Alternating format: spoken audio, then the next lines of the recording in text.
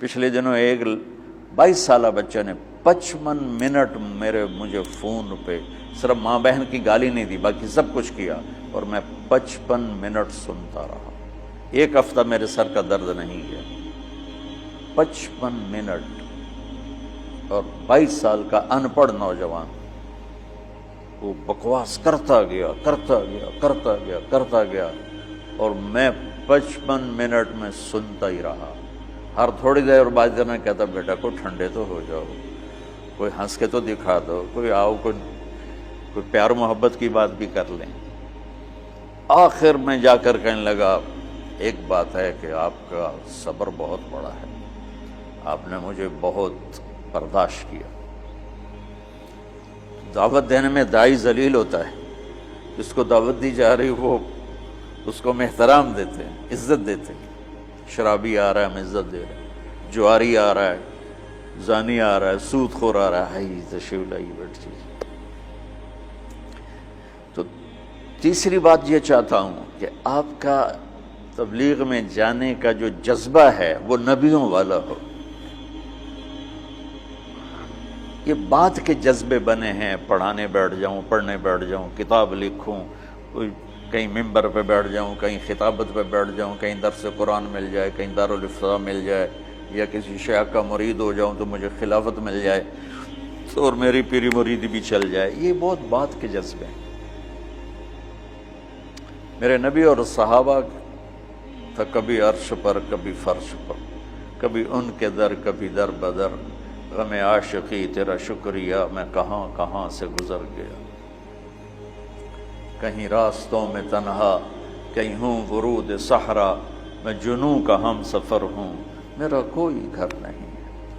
یہ جذبہ پیدا کرنا چاہتا ہوں، کیونکہ جو کام آدمی کرنا چھوڑ دیتا ہے وہ پھر ذہنوں سے نکل جاتا ہے، پھر ایسا نکلتا ہے کہ وہ بھولنا بھی۔ اب میں بے شمار حدیثیں بھول چکا ہوں، اللہ کا فضل ہے پاکستان میں سب سے پہلے حدیث کی نص کو بیان میں اللہ نے میرے ذریعے سے پیش کروایا، ورنہ کوئی عالم حدیث حضور نے فرمایا کہ جو 5 وقت نماز پڑھے گا اس کے گناہ معاف ہو جائیں گے،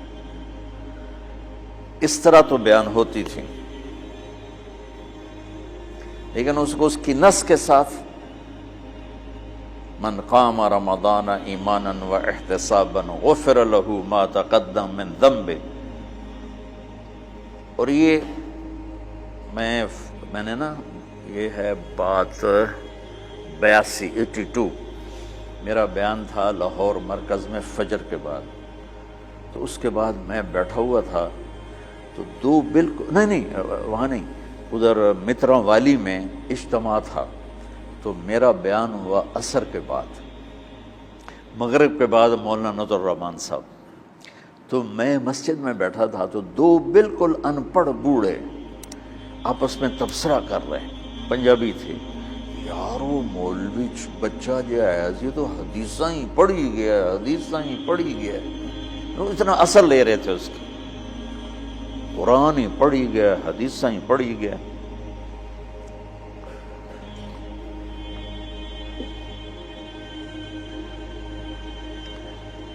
تو تمہارے تبلیغ میں جانے کی بشاشت وہ اس کا سبب نص قرآن ہو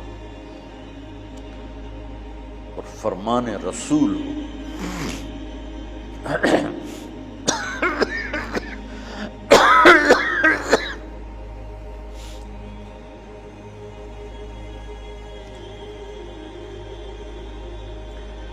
تو اس لیے میں نے یہ مدارس بنائے کہ اللہ میرے ذریعے سے ایک ایسی نسل تیار کر دے میرے دنیا سے جانے سے پہلے جن کو علم میں رسوخ ہو، علم ذوق، علم و باج کرے فقیری، کافر مرے دیوانہ ہو، سہ وریاں کرے عبادت کلو اللہ تو رہے بیگانہ ہو۔ یہ سلطان باہو رحمۃ اللہ علیہ کا فرمان ہے کہ علم کے بغیر جو فقیری کرتے ہیں تو دیوانہ ہی ہوتے ہیں، پاگل ہوتے ہیں، شریعت کا ہی نہیں پتہ تو فقیری کیا کرنا۔ ہمارا ایک دوست تھا، جب ہم لاہور پڑھتے تھے تو گدی نشین کے نا فیملی سے تھا، تو جب اس کے پاس پیسے ختم ہوتے وہ ایک مریدوں میں چکر لگا کے پیسے اکٹھے کر کے آ جاتا تھا۔ اب ہم تو باپ کے پیسوں کا انتظار کرتے تھے، وہ مریدوں سے لے کے آ جاتا تھا۔ تو کہنے لگا ایک جگہ میں گیا تو کہا ہمارے جو ہوتے تھے نا چیلے، وہ بڑے ٹرینڈ ہوتے تھے، یعنی ہمارا تصور بٹھانے کے لیے۔ تو کہا میں ایک جگہ گیا تو ایک مرید اپنے بچے کے ساتھ ہے، تو وہ بچہ کہتا ابا یہ پیر دی تا داڑھی کوئی نہیں۔ تو میرا جو چیلا بیٹھا تھا کہا ہوئے چکا، پیران دی اندر داڑھی اندر۔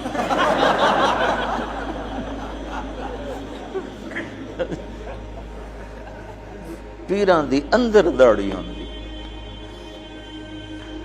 تو علم و باج کرے فقیری، کافر مرے دیوانہ ہو۔ میں چاہتا ہوں آپ قرآن سے جڑو، آپ سیرت پاک سے جڑو اللہ کے واسطے۔ سکھ ریت روش منصوری نو، ہن ٹھپ رکھ کنز قدوری نو۔ ہادی نہ سمجھ ہدایہ، کافی نہ سمجھ کفایہ۔ کافیہ کو نا وزن شعر کی وجہ سے تبدیل کیا ہے۔ کافی نہ سمجھ کفایہ، کر پرز شرع وقایا۔ ایو دل قرآن کتاب ہے۔ قرآن سے جڑو، سیرت پاک سے جڑو، براہ راست اس سے اثر لو۔